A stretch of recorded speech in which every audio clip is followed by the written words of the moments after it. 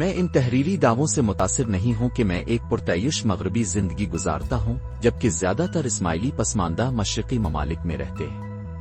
یہ محض سستے رسالوں کی طرف سے لگائے گئے الزامات ہیں۔ سنجیدہ اشاعتیں اس کام اور کامیابیوں سے بخوبی واقف ہیں جو ہم نے مختلف ممالک میں انجام دی ہے۔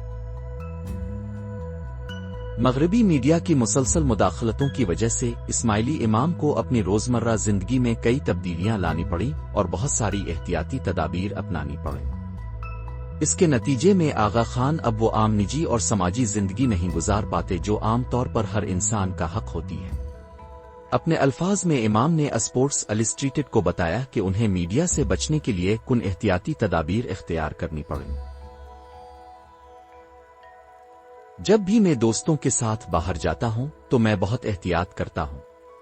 میں نے خود کو سکھایا ہے کہ عوامی جگہوں پر اپنے جذبات ظاہر نہ کروں۔ میں کبھی بھی ایسی عورت کے ساتھ نہیں بیٹھتا جسے پریس مجھ سے جوڑنے کی کوشش کرتا ہے۔ یہاں گسٹاڈ میں اکثر گاؤں کے باہر ایک چھوٹے ریسٹورانٹ میں فوندیو کھانے جاتا ہوں کیونکہ وہاں کا مالک کسی کو بھی تصاویر لینے کی اجازت نہیں دیتا۔ میں نے کچھ پیرس کے تھیٹرز جانا چھوڑ دیا کیونکہ مجھے پتا چلا کہ وہ پریس کو میرے آنے کی اطلاع دیتے تھے۔ مجھے یہ سمجھ آتا ہے کہ یہ باتیں تھوڑی سخت لگ سکتی ہیں، مگر میرے ساتھ بہت کچھ ہوا ہے۔ یہ مت بھولیے کہ میری ای میل چوری ہو چکی ہے اور میرے ملازمین کو رشوت دی گئی ہے۔ میرے قریبی دوستوں نے میرے گھر میں میری ذاتی تصاویر لیں اور پھر انہیں میگزینز کو بیچ دیا۔ مجھے ٹیلی فون پر بلیک میل کیا گیا ہے۔ میں صرف یہ چاہتا ہوں کہ میری ذاتی زندگی کا احترام کیا جائے۔ کیا یہ غلط ہے؟